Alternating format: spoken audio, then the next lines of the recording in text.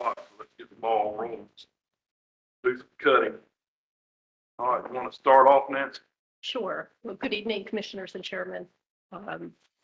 I do have a PowerPoint. It's the same presentation that we had last week. If you could just play that PowerPoint up. And I'm not going to go through the detail that I did last week, but if there's any questions, I can go back to anything and answer your questions.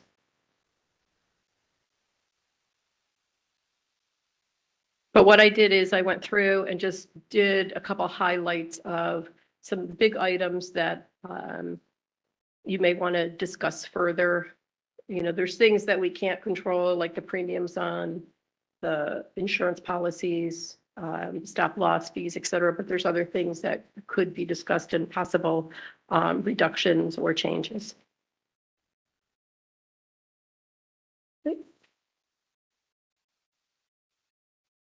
Not going, Scott. Oh, there we go. So just to recap, when we first started with the requested budgets from all the departments, we had a 3.5 million shortfall.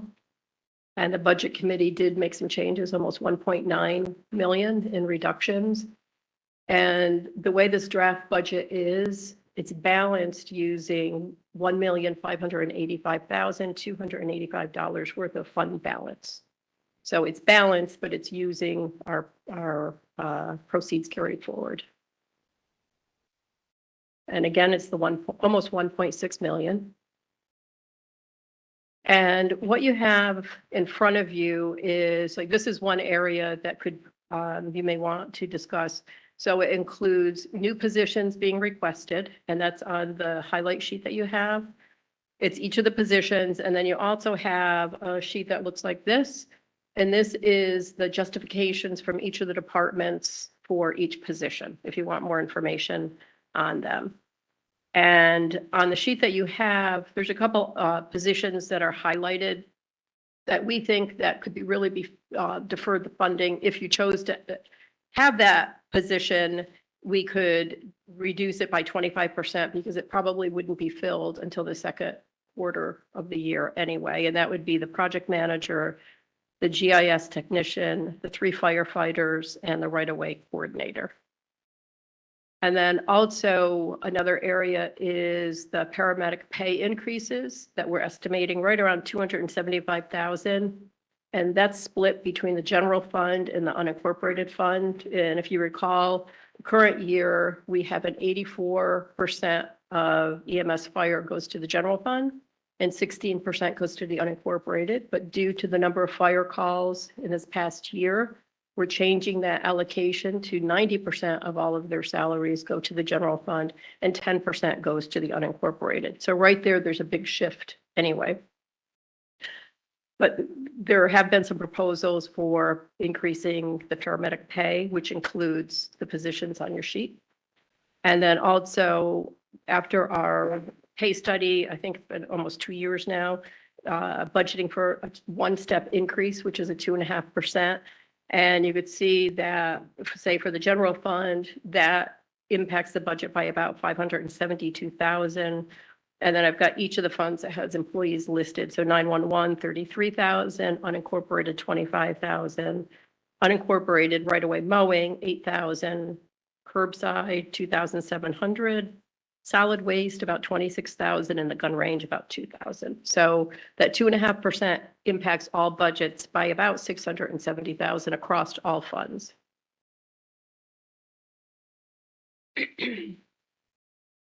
And then another area is in the draft budget is contracted services for a lobbyist. And that would be about $90,000. And just the options that we have listed on that highlight sheet is just either, well, or they're not to fully fund it, cut it by 50% where the position, or it's not an employee, it's contracted services. The contract would start January 1st of 2025, or just to cut that position completely for the fiscal year 25 budget. And then we identify just a couple small things. Tax assessor, there's a couple things there that could be decreased, and also on facilities, there's a slight decrease that are listed there.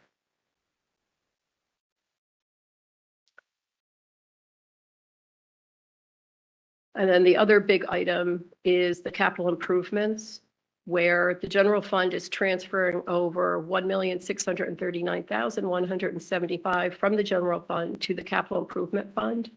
So the fund balance we're using is almost 1.6 million. It was 1,585,000.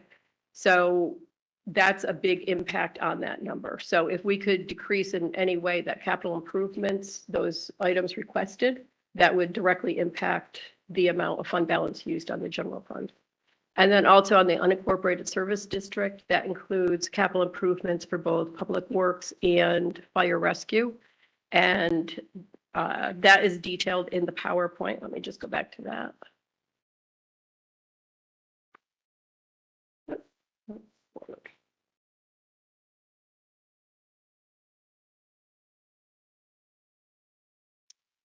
So for fire rescue, out of the unincorporated, it would be 1 tanker and then 2 engine pumpers plus equipment to upfit it. And for public works, I think it was going the other way. Public works, it would be 6 vehicles and 1 lowboy trailer out of the unincorporated fund. And then the last item on your sheet is the gun range. And just for discussion purposes, I did consult with our auditor regarding this, that each quarter and for the past couple of years, it's been open a couple of years, the general fund has had to supplement the gun range. And it's mostly been due to the depreciation on the building and all the equipment. And that's just something that, you know, it's the life of the asset, but as assets get old, they'll be replaced. So you could pretty much count on there's always going to be depreciation on that. If right now we're treating it as an enterprise fund, but it could be treated as a government fund. And what happens with that, and not to go down an accounting, rabbit hole or anything, but it becomes, we could use modified accrual method. And by using that, we don't charge depreciation. As things are purchased, they just get expensed directly to the expense line, and that hits the fund balance at the end of the year. So in this manner, we wouldn't always be recognizing a loss, and we wouldn't have that depreciation line. So it does comply with the generally accepted accounting principles. And that's really just an overview. Do you have any questions or? I know when you've got a regular business and you depreciate stuff, you get to write it off on your taxes, but we can't do that. No, we cannot. So to me, it makes no sense to do what we're doing. I mean, the ultimate goal, I think, is to have the revenues be able to balance out with the operating expenses, but just the way it looks, it would have to be a big change in revenue for it to be able to support. Right now, it's a $75,000 a year in depreciation, and that's a big number for the gun range.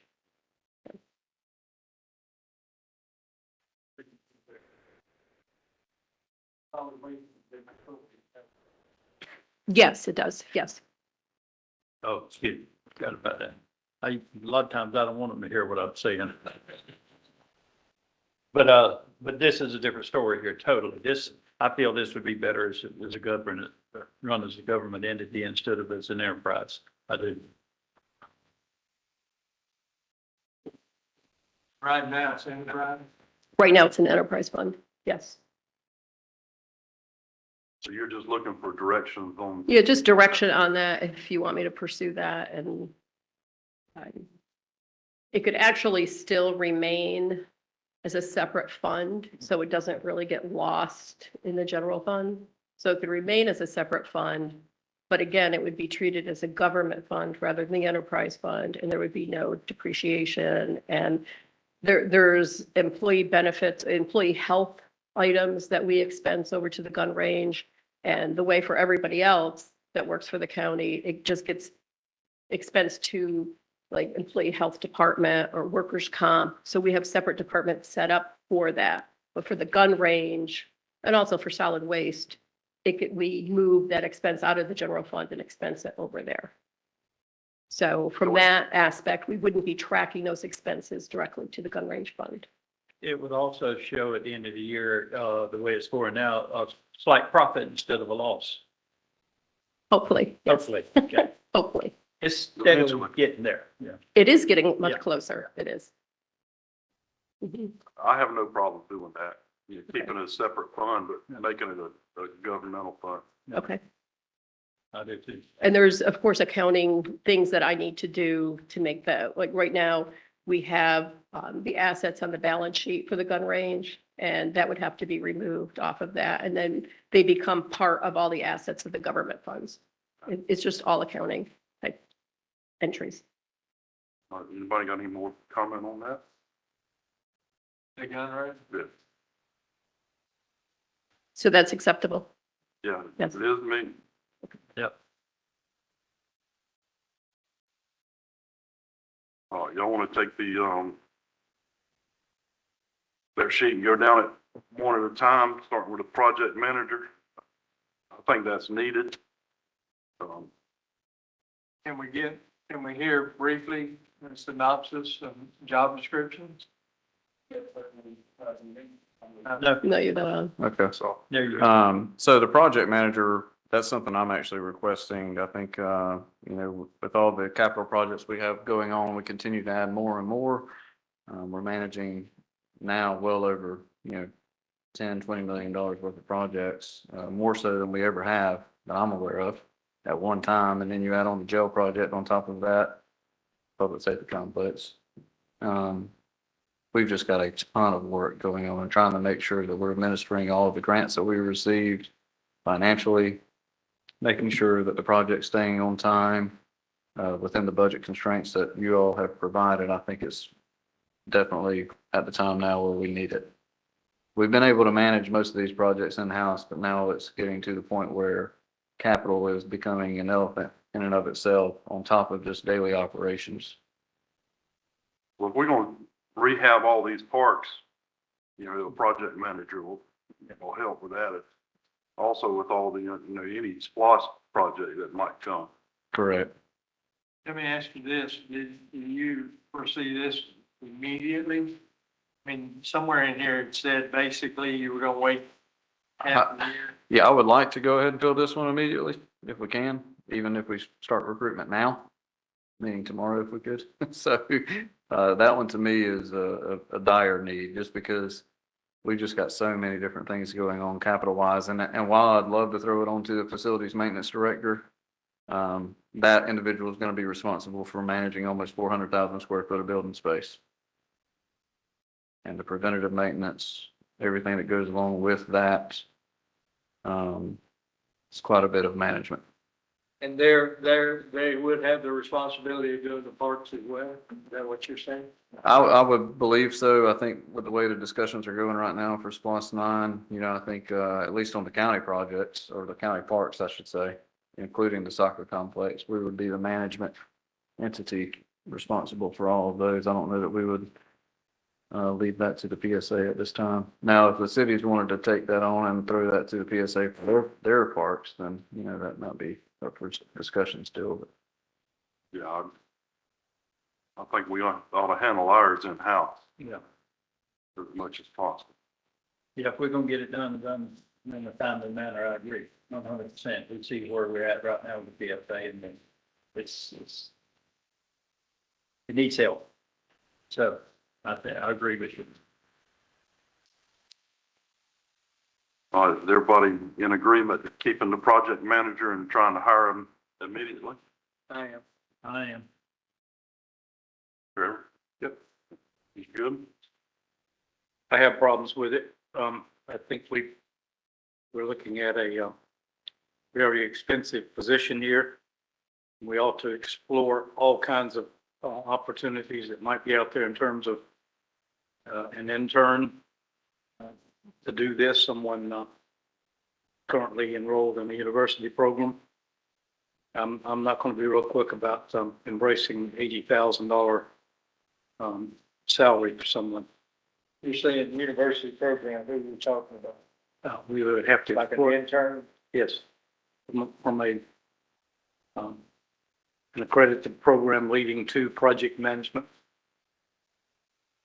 Well, I don't think I want to turn a $50 million jail project over to an intern. No. That's just my opinion. They work under supervision.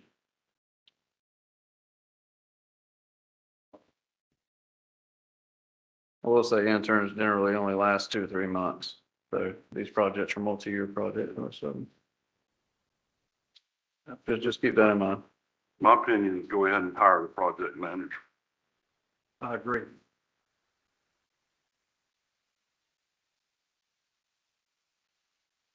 Everybody agree with that except for Mr. Gibson? Well, I'd still like to see a job description, as to what he's gonna do, the hours it's gonna take him. I mean, I agree, you could turn an intern loose on a project like that, for sure. Or any of them, to be honest, but, Well, we can get you a job description. yeah, we need a good job description, how many hours he's gonna spend doing which one. Well, how hours depend on which project, it's gonna all depend on what state of the project. Right. Yeah, I mean, I really envision this being a comprehensive project manager touching pretty much every capital project that we have going on, whether it's SPOS related, ARPA, even Public Works. I really envision this person touching every department that we have. But a good project manager will be, extremely organized, and he'll know how long he got to take on it. Yeah, I think preferably, if you're looking for somebody that actually has the PMP certification, I mean, you're not gonna find one less than 80,000, I believe. I'm not talking about that. And I'm not trying to break it down by the hour. I'm just saying, it's kind of like if someone builds your house, they're not at that house 24 hours. a Sure, day. sure, yeah. They pop in, pop out, they check things out, make sure that everything's going the proper way. So, this project manager is gonna be over, like you just said, a whole gamut of Right. different projects. Right. I would love for somebody to come in and tell us how long it's gonna take them to finish these parks. Right. That's been a sore spot for all of us. Well, and it's more than just that. I mean, it's managing the financials alongside finance. It's tracking, the timetables for the projects, deliverables, milestone completion dates, very key things that right now we just, without having a facilities maintenance director, and even then, and I'm not saying anything bad about Matt. I think Matt was doing a very good job. It's just trying to manage that amount of building space and square footage on top of all the preventative maintenance and work orders that we receive, especially out of the jail, and trying to manage all these capital projects. It's just too much for one Well, person. and I wasn't even thinking about Trevor. You should be the one answering this because that's what you do. In my opinion. Who do you see this person or position reporting to? It'd be between myself and Seth, primarily Seth, just with, I want this person close in house. That way we can make sure we're looking at reports pretty regularly and then making sure you all are getting updates as well. Glenn County has a similar position to this. They have theirs titled slightly differently. I'm actually using their job description right now as kind of a model. Kind of morphing it to what we really need here, but they utilize theirs for mostly SPOS and strategic planning items, which is pretty much the same thing we will be doing. We just have a separate capital fund that we fund every year that this person could also be involved with.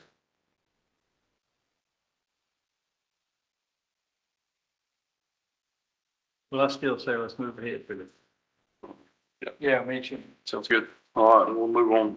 Audio visual engineer. This is a position we requested last year, with all the AV projects that we've got going on, not just in the court systems, but even here internally. Also with the Resiliency Center, our EOC, the AV requirements are getting more and more. I think this is a position that we can use to our benefit, not just internally, but also externally through our communications team. We've been doing a lot of video edits here recently, trying to get out public images and public videos of everything that the county actually does for the taxpayers and the visitors that come into Camden County. There's a lot of things that we are not using that we could be using, and we have the talent here already to do it. I have no problem funding this position. Me either. I'm good with it. What would they exactly do? They would manage all of the AV projects that we've got going on, but also like, anytime there's meetings, anytime there's something over at the courts right now, what they're having to do now is, anytime there's an AV need, we're either if we don't have the manpower to be able to handle it, we're having to outsource it, which means we're paying now a third-party company to come up out of Florida to come up here and maintenance and, service the equipment. And sometimes we're still gonna have to do that. If it's like very software specific, Right. that may still have to be a need. However, it's taking away from help desk items. So like whenever we only have 2 help desk technicians right now. So whenever items are popping up everywhere around the county, Mhm. and then you got an AV need, they're having to break away from that, especially for the courts. It's mostly right now in the courts, but with everything we just approved for the resiliency center as well as for this room and other meeting rooms, that management's gonna kick up a notch. And that's just the internal side. The external side of that is the amount of communication. I know that was a big strategic planning item for you all, is getting out more communication type stuff. So with the edits and everything that we're doing now with our presentations, our videos, trying to get out public imagery to the majority of the population rather than just using social media and just newspaper articles. We're trying to do a little bit more. I've seen some counties where they do podcasts, I know like the chamber right now is doing a lot of the videos, like that getting into your business style Right. videos. So also doing a lot of that. Yeah, so it'd be a wide variety thing, Right. working on the AV technical side, but also maybe some of the media capturing. and That's correct. Yeah, okay. Yes, sir. Yeah, back on that. Richard.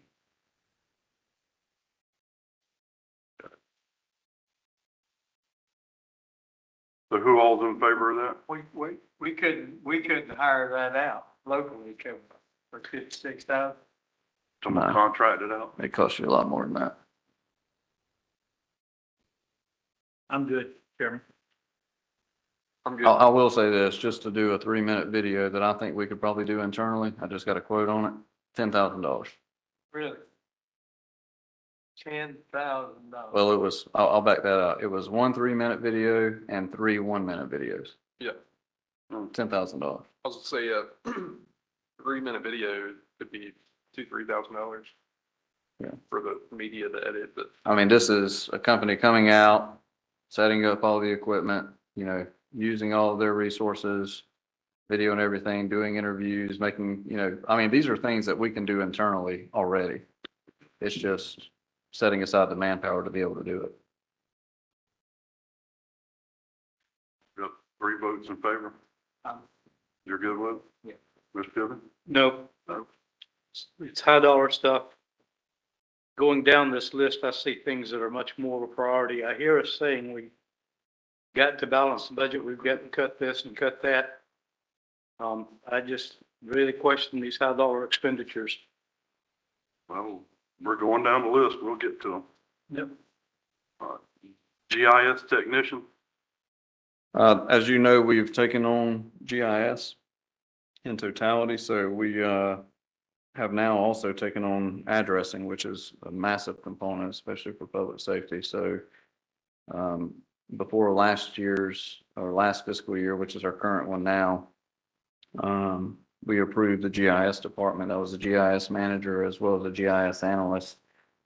Now that we've taken on full addressing, that's also taking on a much greater workload. And that's not just for the county, that's also for the 3 cities. So we're no longer utilizing the CRC resources for that. That was a $70,000 contract. So the fact that we're not having to pay the CRC $70,000 anymore, we'd like to keep that internally. Add an additional staff member to assist with just basic GIS needs. And Joey, please help correct me if I get off basis here, but right now the 2 existing would be mainly dealing with strategic priorities regarding GIS, working with the public, but also 911 addressing. The technician would be more so working with the cities, making sure that all of their data points, their parcel lines, the parcel fabric that we use for the tax assessor's office, and also any type of water, sewer, GIS lines, mapping needs that they may have, we can assist through that. The main idea has always been to have a master GIS department that is countywide. We're trying to move in that direction. So the 70,000 we're paying CRC goes away? It would go away, but then it would potentially be used to fund this position. We fund the position, we save $30,000, and still get the work done. And you got a full-time person instead of with the CRT, it was a part-time position. It was very expensive for the amount of hours that was dedicated to it. Although, not knocking them, they did a good job of what they did, but better we have it in-house. Yeah, just the amount of work that our GIS team has done so far, it's amazing. If you haven't taken the time to go onto a county website and look at all the resources that they've put together, like GIS databases, mapping, in fact, the map we used was a meeting with the DNR the other day, they provided, in fact, they did that very quickly, on a very quick turnaround table, and it was very nice to have that. And if you don't think it's a full-time position, we have some roads in this county that are numbered backwards. 1 highway, a state highway, 110 is numbered backwards. That's got to be changed eventually. Think about that project. I'm in favor of doing it, but maybe putting off hiring until January.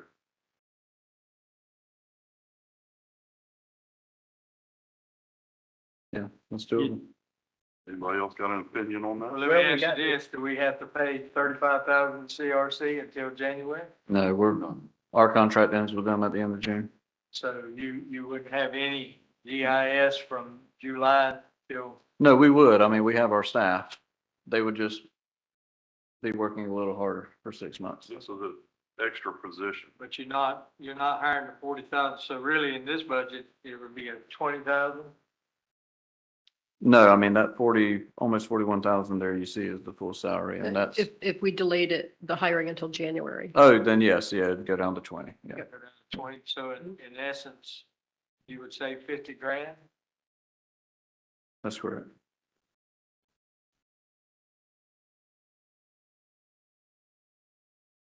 Is that what y'all would like for us to do? I still think it's needed now. I think. Yeah, I mean, we may not, Probably get in step and get everything going more or less, and you're not really saving money because the money's already there. I mean, it's just putting it from one position to another. and that position has an asterisk next to it, and the reason why is because we may not be able to fill that position immediately. So we're recommending, we back 25% off of that number, so, we expect about 10,000 off of that number already, because we don't really expect to be able to hire that position that quickly. GIS technicians and analysts and managers, they're very hard to come by. So it goes down to 15?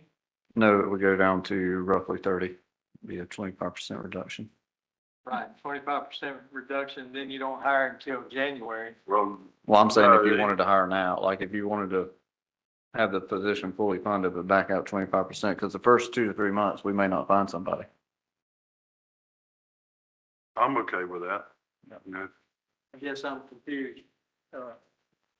We would, we We wouldn't. are not gonna hire them now. We're gonna put it out for advertisement now, from what it sounds like.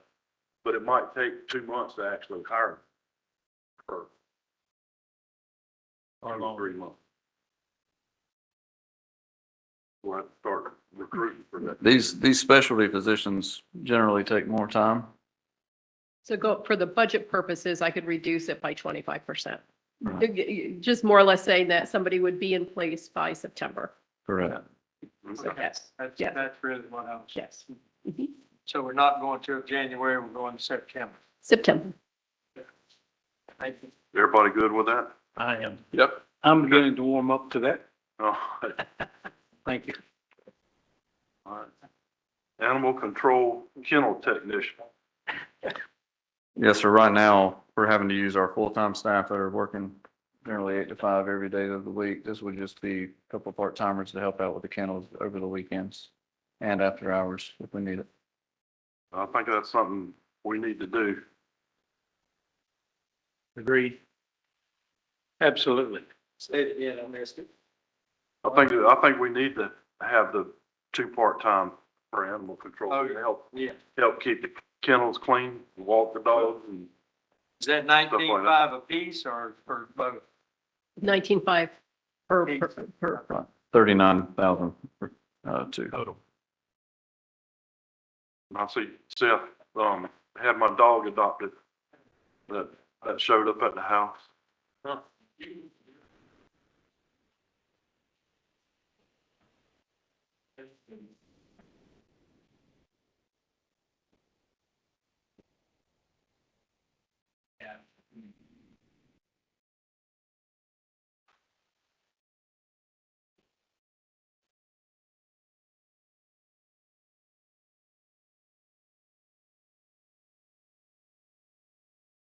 I'll clarify that. It wasn't my dog that he adopted out. It was a dog that somebody dropped out with my house. You didn't want to adopt them? Well, it was a German Shepherd, and I didn't want to have a German Shepherd around the farm, with kids coming out there and not knowing the temperament of the dog.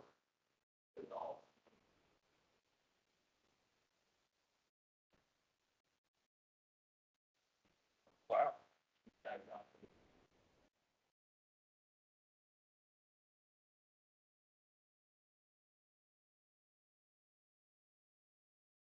I apologize for yelling across the commission chambers, but we got him adopted, and we estimated him to be between 12 and 14 years old. So it was awesome to see a senior dog get adopted. So we're really glad to see him get a good home. Glad he went to a good home. Definitely. I would have kept him if I didn't have so many kids coming out to the farm. That could have affected your insurance severely. Yep. All right. Everybody's good with that, so we'll move on to code enforcement officer. Yes, sir. Each of you will recall, probably about 3 months ago, this was a position that we had added mid-year in the current fiscal year. Just to help out and assist with additional code enforcement responsibilities and duties. He's already got his code enforcement certification level 1, so we're still working with that, trying to, go out, survey the community, see what we need to take care of, and if there's anything that we can do to continue and assist with. But that position's actually already funded through this fiscal year's budget. This would just be the full impact for next year's budget. Okay, all right. Is that Chris? Yes, sir, it is. Well, I think it's needed, and, it'll probably drive up the cost somewhere else if he gets really busy. Taking care of some of the properties that need to be taken care of. He was on Bex, I think it's Bex Drive, helping me last Friday, I think it was.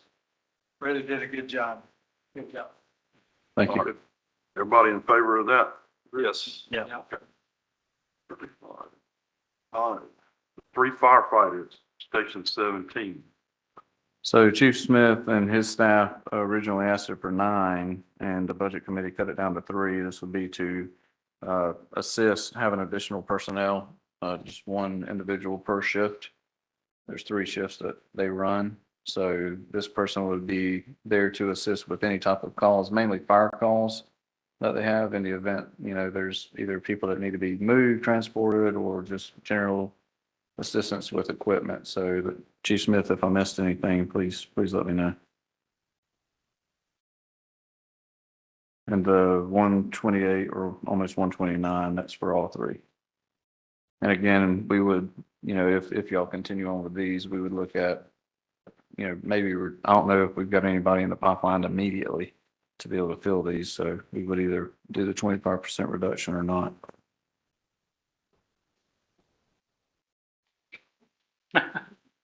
If I gotta speak in it, you gotta speak in it. We're currently in the process of starting our next recruit class. We're hoping the middle of June. June. That will be 12. That will actually fill all the open spots we currently have. So if you think about that, the recruit class is going to be at least 10 to 12 weeks. We won't start the next hiring process, so a reduction of 25% would be feasible.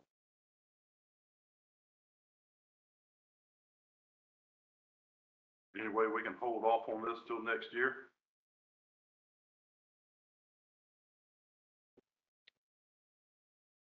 You gotta go with that. didn't come up here, it didn't count.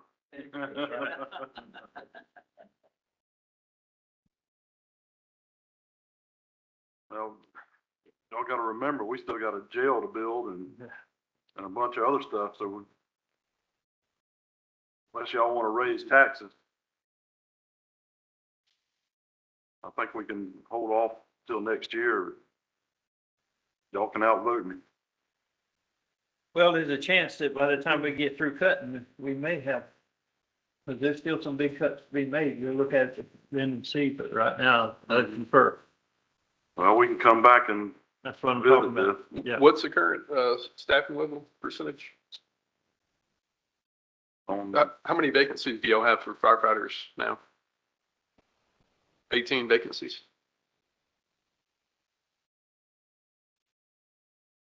well, we can do it pretty much like we did with the sheriff's office. Yeah. You know, you hire your vacant positions now, then we'll come back and visit these positions if you get fully staffed. Yeah.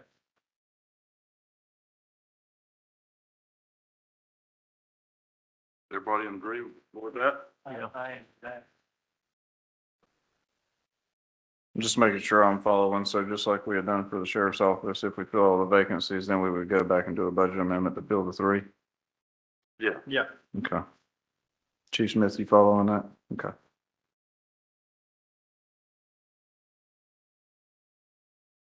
All right, anybody got any more I discussion? think Chief Smith's gonna be coming back probably around August saying, hey, I filled mine. We'll sure talk to him if he does.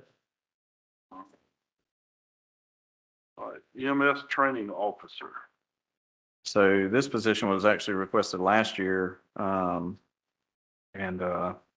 Chief Williott, if I don't do this position enough justice, please feel free to come and chime in as well. But this position would greatly benefit us, especially since we're trying to require all firefighters to become EMTs by January next year, I believe. So, you know, this would be an in-house training person that we can not only train our internal staff, but, you know, even work jointly with other agencies joining us to, you know, help kind of kickstart the EMT programs and classes. And I think this is definitely a worthy investment internally.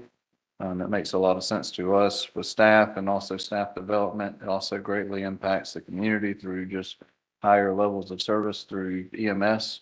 And we have the person in-house already to be able to do this and willing to take this on. And, you know, we would love to have y'all's approval for this position. I think it would greatly benefit the community. I concur. This person still handles EMS calls as well? What is that? Can. Yeah. I don't have a Sounds problem. good. EMA specialist, part-time. So, right, I'll have to go back a little bit on this one. So a couple fiscal years, actually, 2 fiscal years ago, there was 3 full-time positions at EMA. Last year, we cut one of the full-time positions down to part-time. And what this would be doing is taking that part-time position and putting it back to full-time. A lot of this has to do with the radio system projects that we have going on. We just did the bid for the radios themselves. That'll be coming to you here shortly. Quite a bit of money just on the radio side of things to purchase all of them. But with everything that we've got going on internally with EMA, just outside of just, hurricane season, all of the radio systems that we have, the radio towers, and then also the requirements that the state of Georgia has thrown on to us as far as being the lead agency anytime it comes to like school shooting incidents or training of schools for, active shooter threats, that kind of stuff. So it's putting a little bit more, or I should say a lot more work onto our local EMA office. So this would just be putting that part-time position back to a full-time position to assist with that. And also some of this too now is the session planning. So trying to make sure, we've got some people in the pipeline ready to pick up if and when that time may come up. And we're looking at a $12,000. Correct. Yes, sir. I don't have a problem. There may be an opportunity, we had discussed within the budget committee meetings, if EMA and Bill with the radio side of things is able to identify some additional funds through lease agreements with third parties for our towers, you know, that may generate enough revenue to potentially hire a part-time radio technician, or, you know, I'm not really sure what they would want to title the position, but, you know, something to help out with the radio management and maintenance, that we could then look at doing that as well. But we won't really know that until we've explored the lease opportunities with the towers. I'm good with it, Chairman. Everybody good with it? Trevor? Yep. All right, right-of-way coordinator. Yes.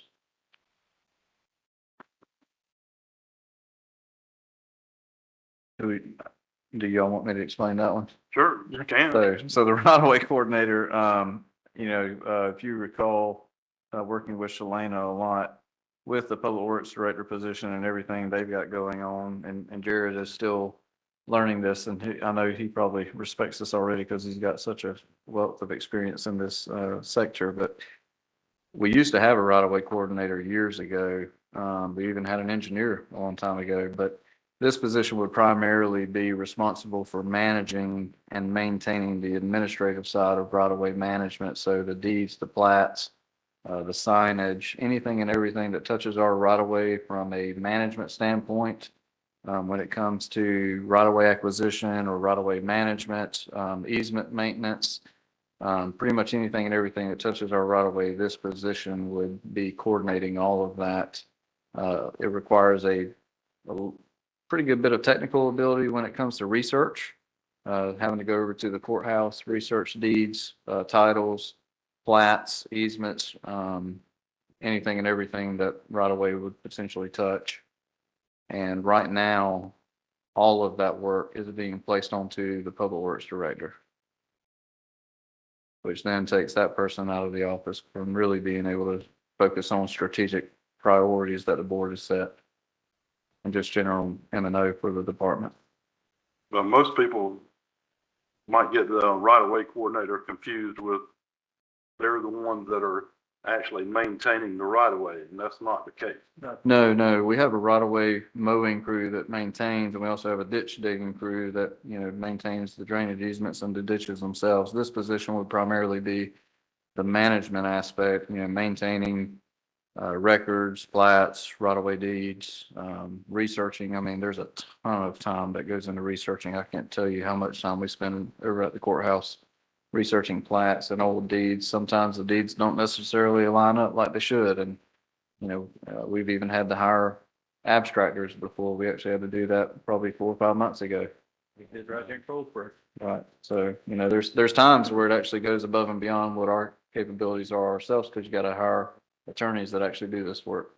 Yeah. It's a specialty. So this person or position could help out and assist in, I don't know, there's 12 neighborhoods that have private roads that, you know, we're trying to figure out who actually owns the roads. Correct. They can assist with that. I mean, in some of those cases, you know, I'm not going to sit here and say that they can do all of it. You know, I think, in some of those instances, it is so confusing that you're going to have to hire an abstractor, and it's going to cost a little additional money.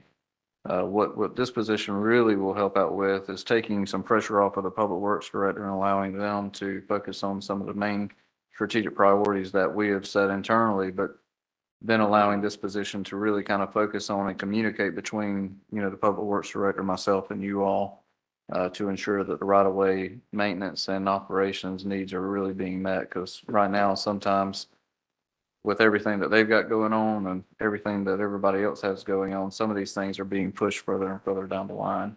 And this would just elevate that. We got a situation right now, you and I have been discussing in Kingsland. Kingsland says it's county right away. We say it's a city of Kingsland right away. Neither one has a document to honestly say, I guess. Yeah. So that would be a position right there that I think this person would be working on. Yeah, No, not behind Lowe's. no, and even that one, like, I'm working on it, right? So, I mean, and I don't mind doing it. It's just, you know, it just takes a little bit more staff time, you know, outside of what we would normally be doing. So, This site's on King's Fair. yeah.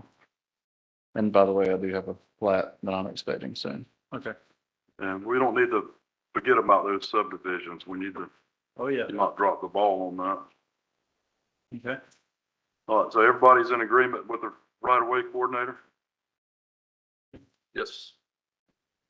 And that one we would do the 25% off. I don't necessarily know that we This- have, Would this individual be the one that would take over like, on Harris Bluff Road where?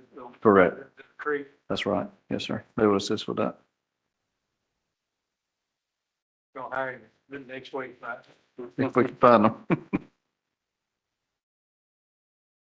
And they would work with GIS too. I mean, there's a lot of different, avenues and departments that this position could also touch, even assisting with planning and development when it comes to plat review, just any type of code issue that we've got going on. So there's a number of things that this individual could help out with.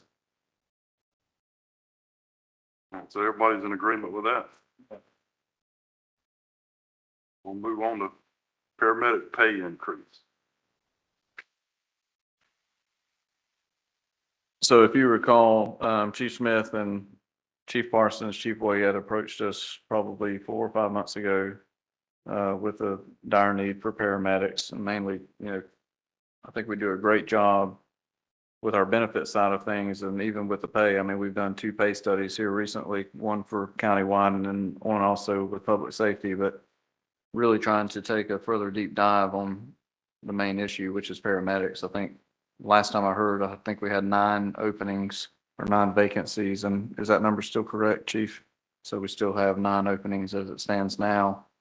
There are some that are coming up from EMT to potentially be a paramedic. However, we do have a couple that have either retired or are about to retire soon, which is going to just further that gap. So what this is looking at doing is giving a pay raise to the paramedic position, and then even to the battalion chiefs, as well as the lieutenants and captains.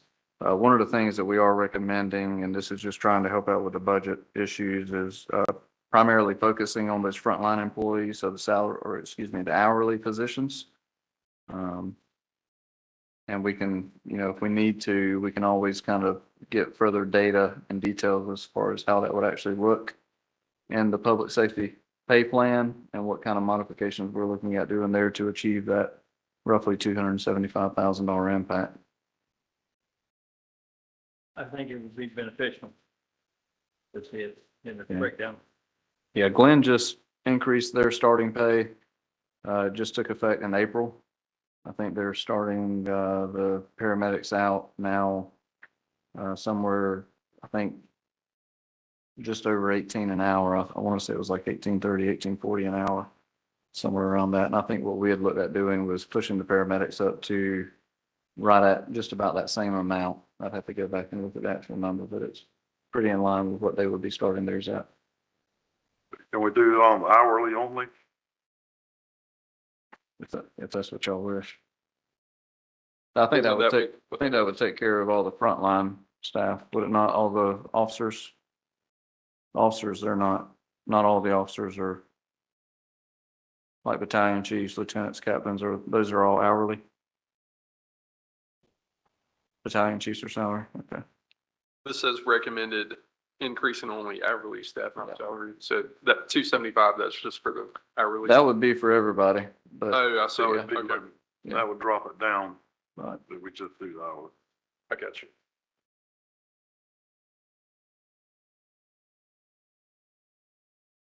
Everybody- What would the final number be? we'd have to work with Chief Smith and his staff, but When we say hourly now, remember the paramedics, that's all paramedics. That's include battalion chiefs. Remember, if it's not for our paramedics, our ambulance service shut down in this county. That's my emergency. If it's not for the paramedics, we will not have no ambulance service in this county. That's important. That's important. And I, What kind of cut would they be taking? say that again, What kind of cut would they be taking? what you mean, what kind of cut? Salary? It Would be a cut. wouldn't be a cut. Get a pay. Oh, they wouldn't get. Yeah. What kind of, What would the number be Yeah. if we're talking about just the hourly? I don't know, did we? Yeah, I would have to work through those numbers. yes, Yeah, I don't think, I mean, Tonight. you would maybe, I don't really have a hard number to give to you, but we're just trying to come up with ways where we can try to take care of as many people as possible, but at the same time be budget minded at the same time. It's tough to do, so. Yeah, I think it'd be good if we had some of that information. I think if we go back and we pull the actual hard data as far as how many steps or grades the increase would be, and then kind of go through that Excel sheet that we had, Nancy, from Chief Smith and Jeannie, we can take a further look at that.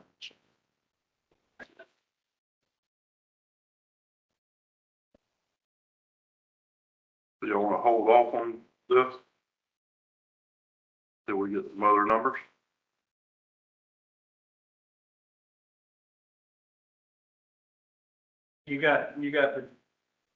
Tell me who is salaried in this line as far as paramedics now? How many?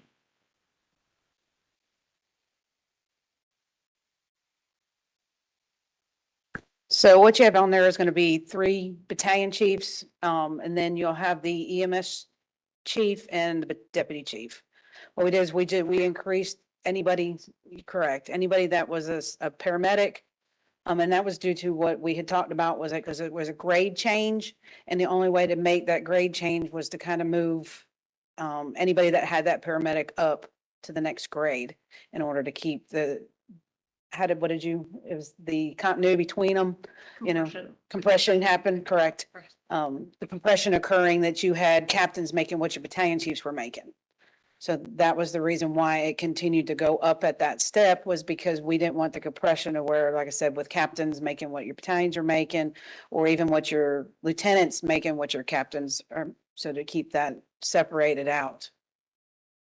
With that, I know we talked about 9 positions, and right now our AEMTs are what's filling those paramedic positions. So we're not at the quality of care that we would like to be at. I mean, our A's are great. They get great education, but of course, paramedic is the next step up. And to get them to that higher and to provide for our community the best care possible is to get all our trucks to have paramedics on them. And the only way to do it is to offer, that increase. Thank you.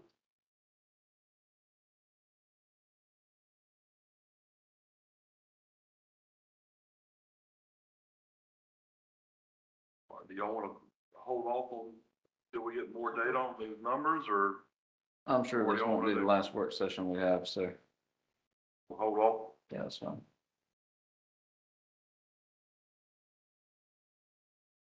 Sure, help us with part of the spread there. All right. Yeah, I mean, you also have to remember too, I mean, so we've done, and I'm not saying that this wasn't necessary. I'd love to do everything that we can for everybody, but we have done 2 pretty significant pay studies recently. And I mean, I think we, continue to throw money at the problem has always become every time we shift, everybody around this shifts too. And then it's a catch-up game again. It seems like it's been year after year here lately. Yeah. Where are we on the pay scale right now? Because I know we met, talked about this before. Where are we, as far as Brunswick, Carlton County? So if you were to do this, you'd be right in line with Glenn. Now, so paramedics or fire rescue, I should say in general, the way they're structured as far as their timekeeping is totally different than anything else. They've got a 1-week schedule, a 2-week, a 3-week, and even a 4-week schedule. And your overtime hours totally depends on which one of those you use. It's very complex. I mean, I spent hour or 2 hours just with Jeannie, Chief Smith, and Glenn County and everybody else, and it was very complex just trying to even understand all of that. But Charlton County pays off of a 20/80 pay scale, so they're every 2 weeks. Their overtime is outrageous. Ours is based off of a 21-day work week or 21-day work cycle. So you have built-in overtime, but then you also have unscheduled overtime. The more vacancies you have, the more unscheduled overtime you're going to build. And then whenever you divide the hourly number by certain hours that are worked, it's different. There's some departments that are based off 2080, they're dividing their total expected work hours by 2080, which it boosts their hourly rate up. Whereas I think ours is 2912 now, so 2912 is what we base ours off of. There's a lot going on behind those numbers. Yeah. So we'll bring this back up next work session. Employee performance increase. Anybody got a problem doing that?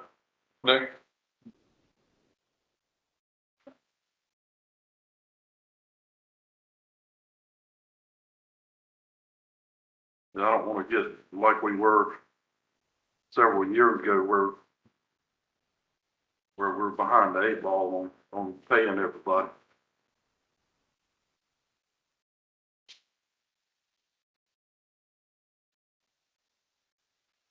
Move on to other expenses. Wait, one more question. I know I asked a lot of them, but you got incorporated row mowing. Each individual's gonna get a pay raise of, $8,198. That'd be total. Yeah, that's the total. Okay. That's the total by each fund for all employees. Yeah. I'm still looking for a job. So the total impact on all employees is about 670,000 for the budget, and that would include the pay increase and then the employer expenses, which would be the retirement match, and FICA tax.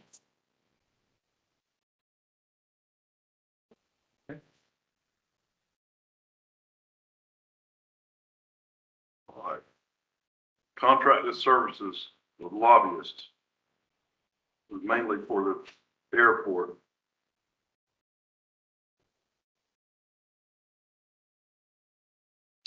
I think we can wait and do this hire them January 1st, if we want to do that.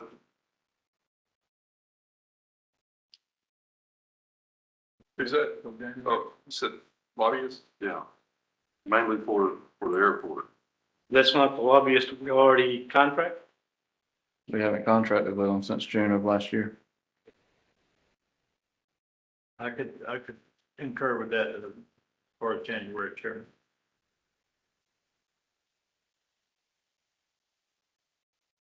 Trevor? Yep, sounds good. Mr. Goodman? Cut 50% January 1st. Yeah, that works for me. All right.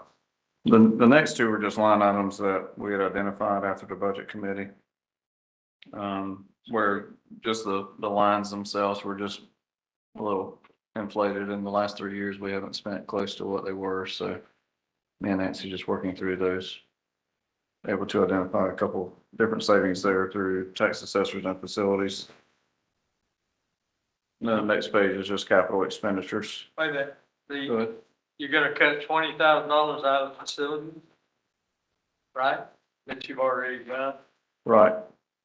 Well, it'd be a total of 25, Right, no fuel. right? But what I'm saying is facilities, that is the parks, right? No, this would not touch the parks. Parks have a separate line item. To the building. So This- it would be like the. This is just their general- Sheriff's office, that kind of This would stuff. just be general operating. Those are good. Okay.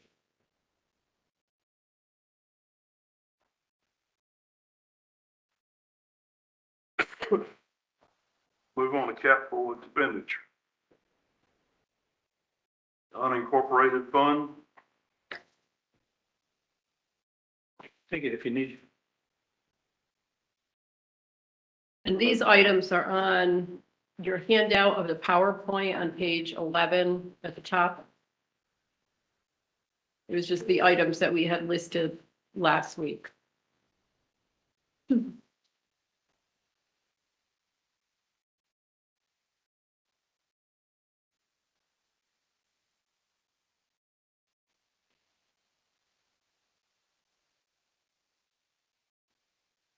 so they're requesting a tanker and 2 engines. Yes. How long would it take to get those tankers? I believe 2 years.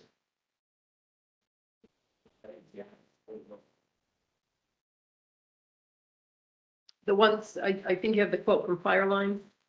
The Fireline, the engine Those- pumpers. There was one quote that y'all just got that was like 425 or 430. Yeah, we have two coming probably within the next, what, I about think, 4 weeks. yeah, we've got two coming now, but this is to order new ones. And I think y'all had that one quote for like 425. Yeah, I think it was like 425. So Yeah, we'll get them within, I think it was, probably like August, I thought. yeah, August. August. It was August along with the engine. Right. You'll get them this year? Yeah, that was the reason why we put them in here because, we can get them, as y'all know now, all fire departments across the state, it's like a 2-year wait. So Yeah. It's like a 2-year wait on them. And so, is there any of this that we can't get this year, 2025? yes, yeah, that's what I'm saying. That's why we asking for it so we can get it this year. Cause we need them. Right now, I have 2 trucks out of service right now, and we had 2 structure fires over the weekend.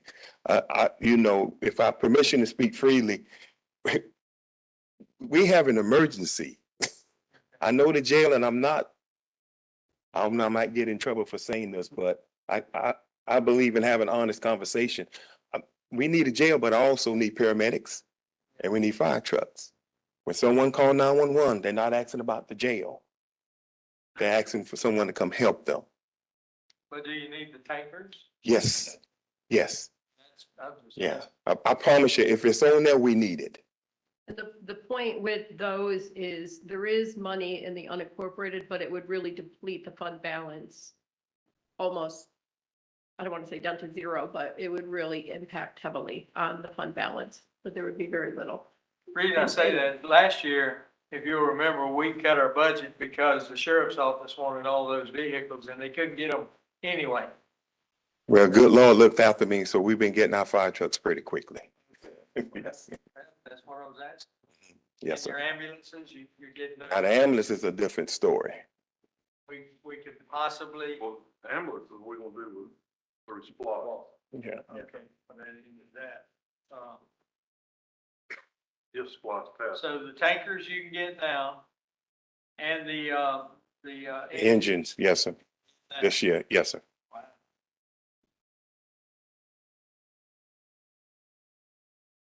And remember, all this is based off of the current millage rate, so, with Nancy's point about depleting the fund balance, I mean, it would deplete it, however, if you wanted to build that back up, you may look at a millage increase or leave it flat where it is right now. And you would just go a year without really having any emergency fund.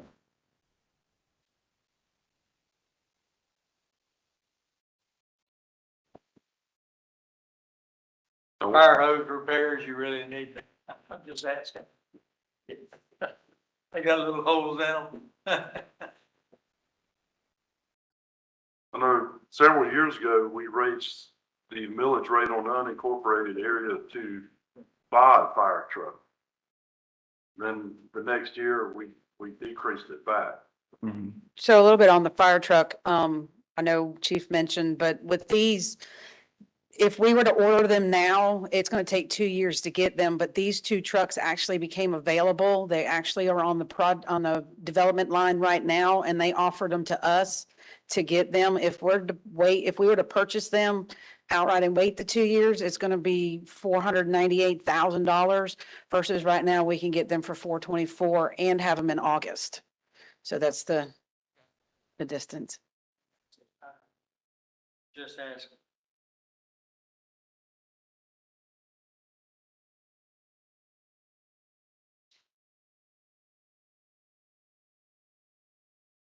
All right, what do you want to do? How old are the Tahoes? I know I'm throwing this out. We working.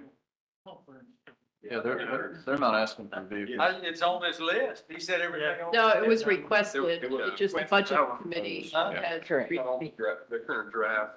Right, The draft. Oh, you're only going with the draft? Yeah. Okay, Yeah. never mind. yeah. I'm sorry. I was going by the whole list. We already cut those. We done took them out. Okay. Well, I concur, you're right, when somebody calls 911, they don't ask the condition of the jail. They need help. You know, if the house is on fire, my house, yours, or anybody else's, you know, we need it. I'm not in favor of, a tax increase, but, we got to do what we got to do. And it's, bad as it hurts to use the fund balance and eliminate it. It's almost a necessity in my opinion. That's just me. How much is our current fund balance? For the unincorporated. Yeah, Well, unincorporated. It's about 1.9, but what happens is we have requisitions out for other equipment that hasn't arrived, and it's been like a roll forward for the past 2 years. Like we order it in one fiscal year, and then we can't get it by the end, so we have to void that PO, reissue it, roll the fund balance forward, so it's So moving target. a moving target. Yes, sir. Chief, who are you getting your tankers from? Fouts Brothers there in Smyrna. Milledgeville, I apologize, Milledgeville. They moved from Smyrna, they're in Milledgeville. Fouts Brothers. Did the pyrovac units hold up well? Yes, sir. They held up well at that time. They just don't have pumps on them. Thank you. Yes, sir. So I'm kind of hearing that y'all want to possibly roll the dice and use the fund balance and not necessarily raise the tax. I said I was on one that opposed to the tax increase, but, of course, I got more unincorporated areas than anybody else in here. In the budget, the revenue side of the unincorporated budget is based on projections from the chief assessor as well as using the current millage rate. So until, that's the problem that we do run into, is we're setting a budget before we know exactly what the tax revenue is going to be because we haven't set the millage rate yet. But the revenue in that fund is based on the current millage rate. Is it based on the current digest amount? No, I did increase it, I think about 10%, Okay. based on the chief assessor's presentation a couple of weeks ago. Got it. He had projected 11%, and I rolled back to about 10%. If I heard this correctly, there's what I'm going to call an opportunity cost involved here, where we have 2 units that are available. They're on the line. They've been offered to us for $475. If we don't do that, what are they going to cost? And actually, the 475 that's reflected on that includes 50,000 of equipment. So the quote is actually, I believe, 424,000 for the actual engine. Right. And then we budget an additional 50,000 to fit it up with Equipment, all right. new equipment, correct? But if we don't do that, if we don't do those 2 power lines, Your total cost will be closer to 525 to 540. so it's going to cost us $100,000 per unit Well, That's- 100,000 for 2, yes, sir. for 2. Additional, yeah. Yeah, additional. See, that's an opportunity cost. I don't think we can afford to pass that up. That won't happen again.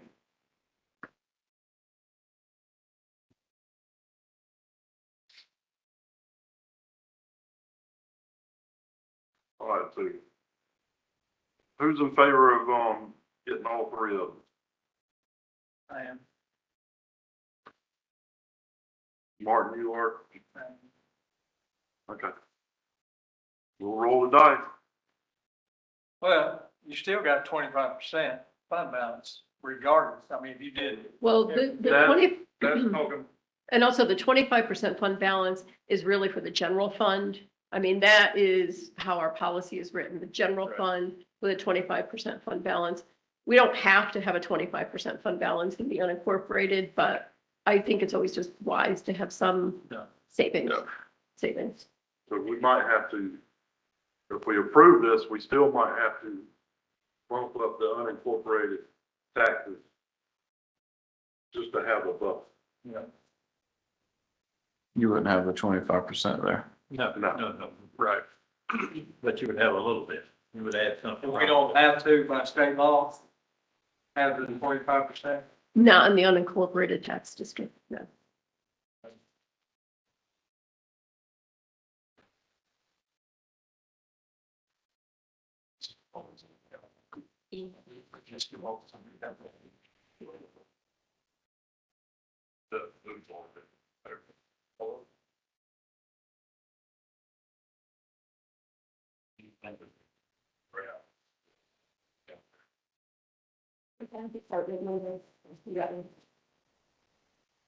All right, this brings us to the sheriff's vehicles. They originally requested 18 and we've cut it down to, 10. And I think we need to trim that some.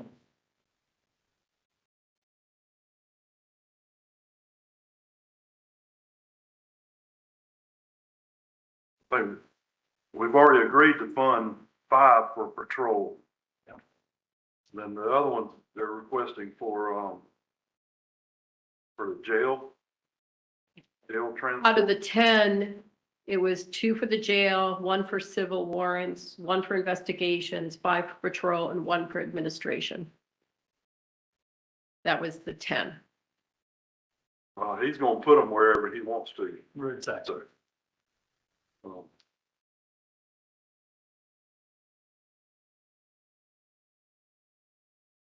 Cut it 7. How many vehicles are there currently? Around 100? Yeah. Yeah, I think they're closer to 98. There's about 23 of them that haven't fully been put into service. I think they're slowly being put into service right now. Okay. Yeah, I remember talking about this last year, and if, you know,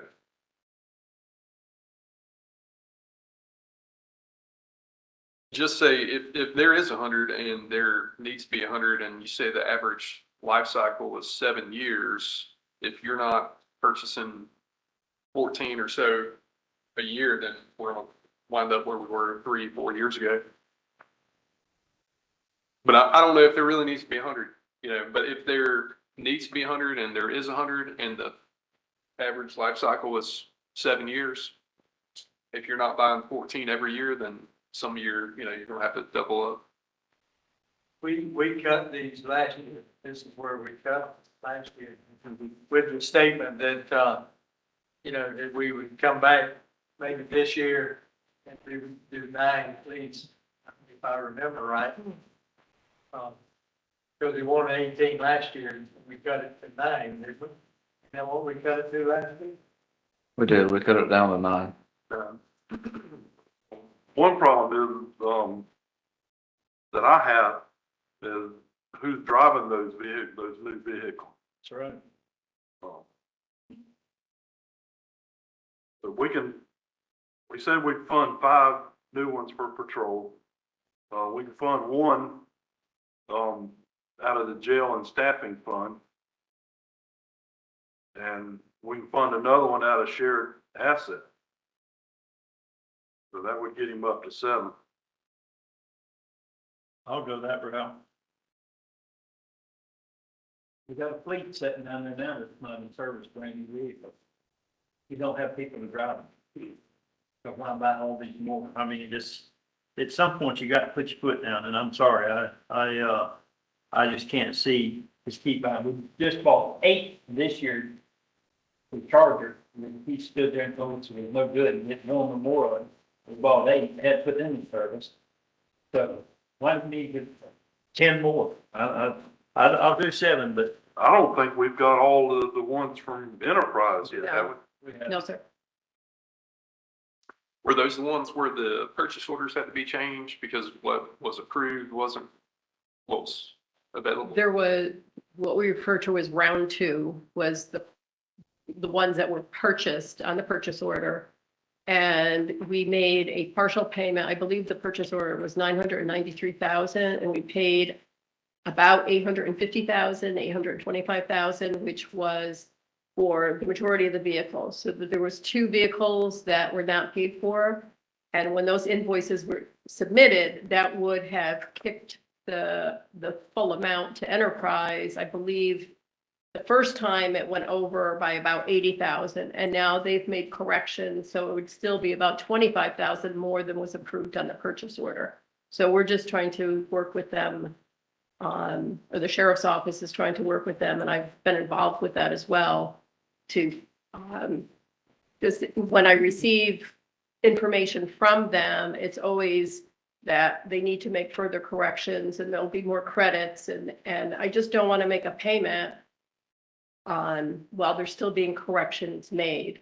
I mean, we could always do Absolutely.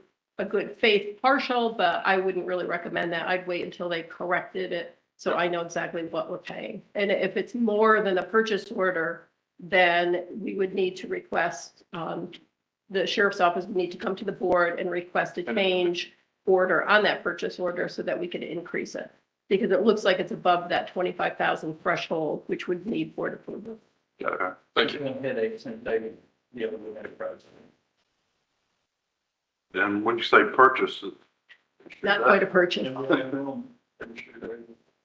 Although I did get additional information, I went back to the lease and consulted with the county attorney. And my interpretation, his interpretation is that, like, say with round one, which was the lease that started back in 2020 or 2021, that has about a year and a half, or not quite a year and a half to completion. And the information we were getting from Enterprise was that we would still have to pay them maintenance on that and they would hold the title.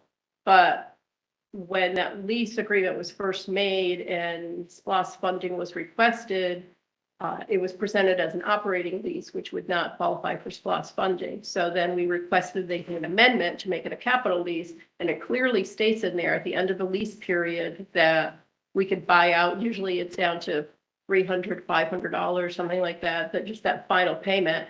And then we do get title. That was my interpretation of that amendment. And again, I sent it to the county attorney and he concurred. Now, I've not spoken with Enterprise about that yet. I've just been involved with this. But I think when we come to the end of the term for that, we could do that. However, the ones that were purchased, they really are presented on a lease agreement, which is still 5 years. So for 5 years of the ones that we purchased, we still have to pay a monthly maintenance, but at the end of the 5 years, again, we should be able to just pay out, do some kind of payout, or talk to them about maybe doing some kind of agreement between now and then and just buying out the lease. Just so we could be done with it. yeah. All right, so we've already agreed to fund 5 for patrol. We can do one with jail and staffing fund and one with shared assets fund. Is everybody in agreement with that, or I am. Trevor? Will we get them this year? If they can find them. You said you haven't gotten them all from last year, right? Well, those are the ones from Enterprise.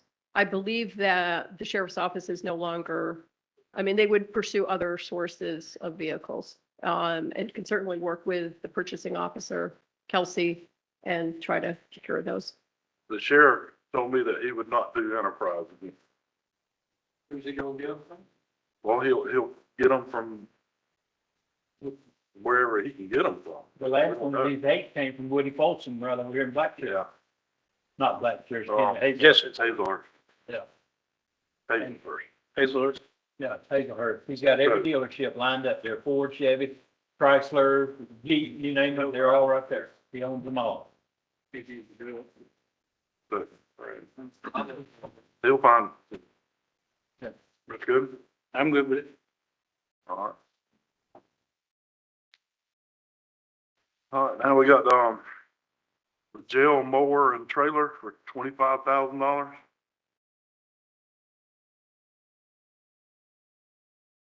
I don't know if they take the mower around the cemeteries and clean up or not. I know they take them. They used weed to. eater. Do they still even do that? I think the last thing I heard sheriff say was if they'll do it if it's requested and if they have the inmates available to be able to do that service. this is mainly their inmate work detail. One of the options that I think, should probably be considered is Camden County take this on ourselves. We're already doing our own grounds maintenance. Can we take this on additionally and just maintain it ourselves with the current equipment and manpower that we have? No, it's just not the jail, it's the substation Right. and It'd be 3 facilities in total. I mean, the substation, Highway 17's, their special investigations office there off of Highway 17, and then this facility. I don't know how to say this without getting myself in trouble, but, When has that ever stopped you? I don't know. I know when I was running for office, the sheriff was gonna take, the inmates or the trustees or, I don't know how you say it. How do you say it? Trustee. Trustees Trustee. and trustees? Yeah, trustee. Okay, thank you very much. Yeah. Good lesson. But he was gonna come out to, Harriet's Bluff and redo the walking path out there. He never did. He got kind of threatened, didn't do it, so he had to back away. But that's what they were gonna do. I still think that we should go back to that. That saves us as far as, salaries and doesn't tie up all of our, guys that do those things. I mean, if we could work it out, go ahead and do this, but work out a system whereby they actually do some, help them with the mowing.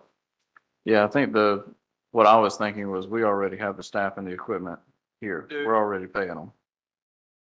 I get it. So can they take that on top of what they're already the doing? roadside mowing people would just veer off the road, mow that facility, then go on to somewhere else. Well, don't take this the wrong way because it's not meant to be that way. But it seems like I've been in here for a year and a half and they're always behind on, keeping this stuff up. Well, I'm not talking about right away. I'm just talking about grounds maintenance. Almost, yeah. Yeah. Ground. Two different crews. I think, I'm always hearing they're behind on the parks and all that stuff too. Well, that's, We're not we're cutting the not park. looking at the parks, that's No. PSA is doing the park. Yeah. The courthouse and the county-owned facilities. Yeah, we're not doing the parks. How are the fire stations handled? They do them themselves. They do, okay. Mostly, most of them done with push mowers too. Yep. There were. Good Get those workout. steps in. Yep. But I don't, in my opinion, I don't care who's responsible to do it. It isn't getting done. And if you have the inmates to help you, whether it's the PSA or whether it's the county or whoever it is, I still say that's an asset. I just want to explore that a little bit more.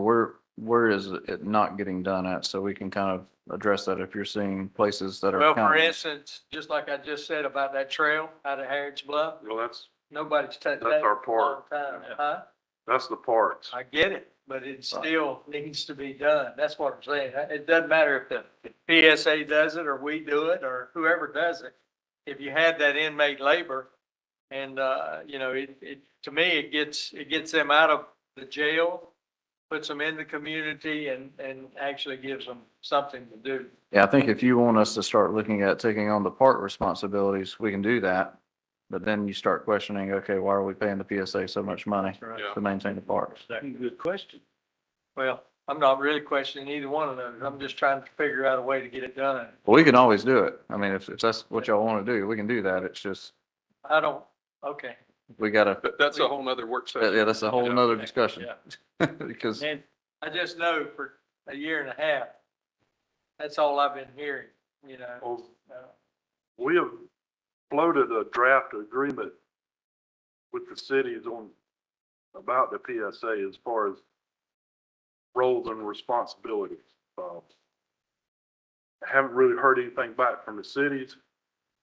Probably because it puts some of the burden back on the cities because they own their facilities. So that's something we're working on. Now, as far as,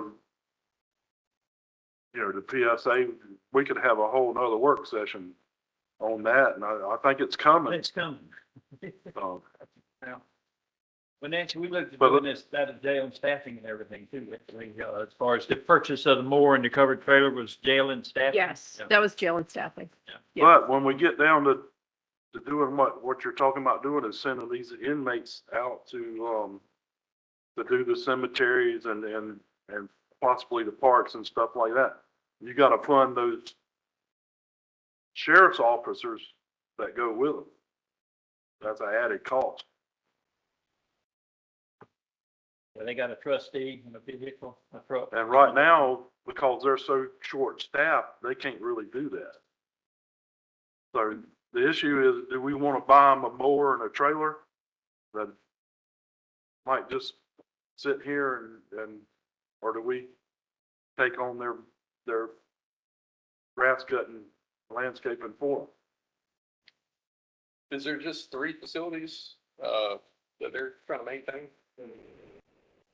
There are 3 facilities. I mean, if it would be cemeteries, I mean, that would, Yeah, I mean, I guess, That's totally different. County-owned buildings, yeah, it's. Right. That thing. I mean, I'm just wondering So if our it makes more facilities- sense. You know, our facility maintenance people, you know, when they're in Kingsland, they can go by and do the substation. Then on the way back to Woodbine, they can do the one on 17. And whenever they cut around this building, they can cut around the jail. Sean, what's your preference? we can do either or. I mean, we have enough to keep us busy now. We can take that on and just wrap it in with where we're already gonna be. I mean, we've got other facilities in and around those areas. We pass by them. So substation would be a little bit of a further trek. We don't generally go down the same areas a whole lot, but we got a facility right there and we'll also have the health department right there. So it's just down the street. It won't be that much further. We were just trying to identify ways to save money. And there's not a lot of grants at substation. No. I mean, weren't we planning to surplus that? I mean, the whole idea was to move from there to Parish, that section, that's exactly right, but they don't want to do that. So. Yeah, that's probably another conversation. Yeah. Well, you know, in the future, if he had the staffing to support the inmates going out and doing some of this stuff, I don't have a problem with them, the inmates cutting around this building and such as that. But he doesn't have the manpower to, he's got the inmates, he doesn't have the manpower to watch the We've inmates. got one person who's dedicated only to that creek. Mr. O'Neill.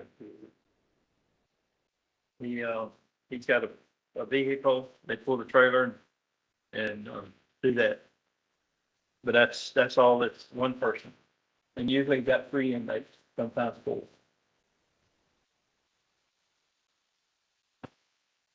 Yeah, you wouldn't want too many more inmates. No,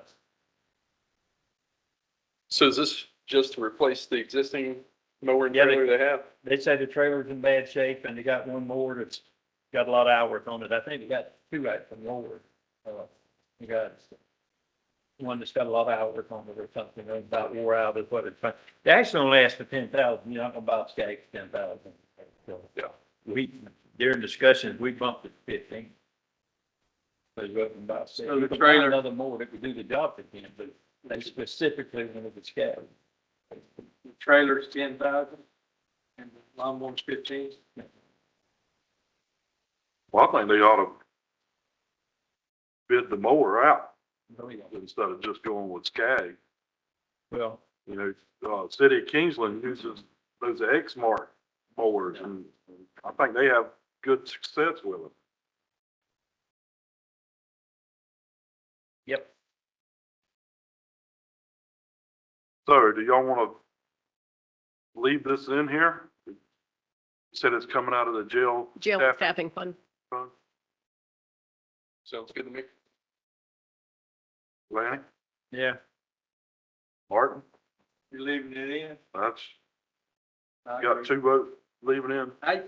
Well, I mean, we're just talking anyway, but I would actually sit down and talk with the sheriff about what he could do as far as helping us out. Well, I think it'd help us out if he had the staffing to do it. Right. I've talked to him before about it. That's good, man? Let's leave it in. All right. All right, this stays in, and the gun range, we've already talked a little bit about the gun range. You know, we can either change it to a governmental fund or leave it as the enterprise fund. Governmental. You know, if it was a private business and you were writing the depreciation off on your taxes, I could see that, but it's kind of agree with Mr. Brent that make it a government fund. Out of, you know, the enterprise funds, I mean, typically those are functions that are bringing in revenue kind of separate Correct. from Yes. the government. No tax dollars. Right.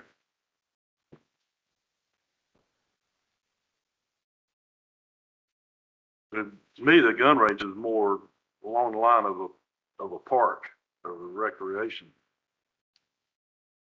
Yeah, and I was thinking about that. It really does fit more in terms of recreation, but the only thing I guess I'm having a hang up in my mind with is thinking of it as a government fund, you know, providing services, and with this, you really can't benefit from that service unless you're a paying member or go out there and pay.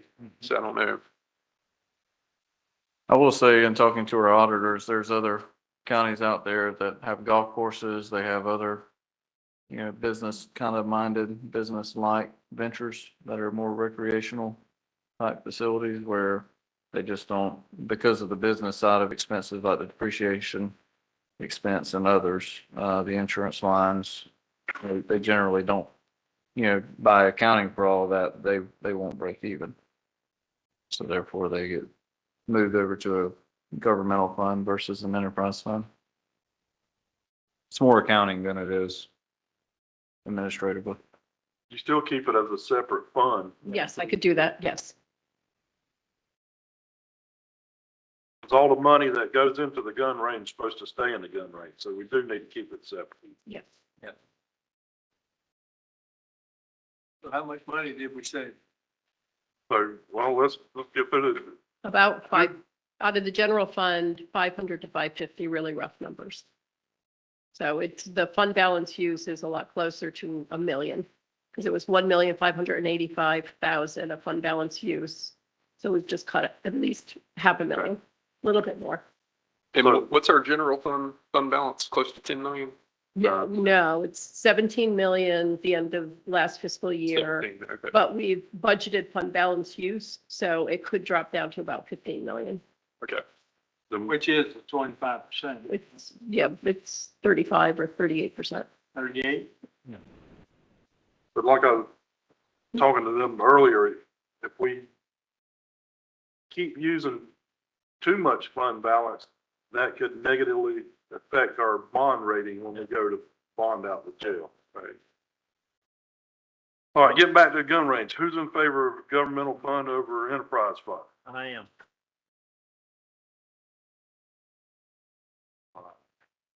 Looks like a governmental fund.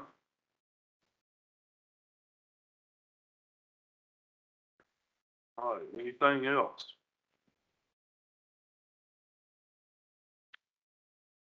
So we're going to have another work session before we finalize the budget. Right.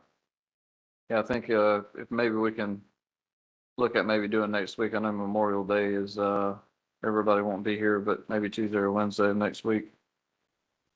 Okay. I know we spoke earlier. I know there's some stuff in here that we could probably get some low hanging fruit, maybe Yeah. save a little bit. Yeah, I think we've touched on pretty much all the big ticket items so far, and we'll bring back a little bit more data on the paramedic pay study that we kind of did internally. Take a harder look at that, you know.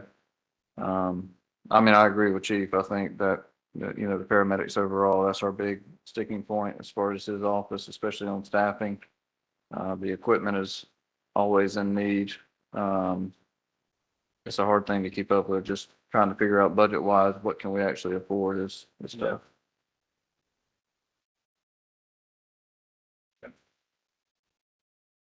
Anybody got anything else?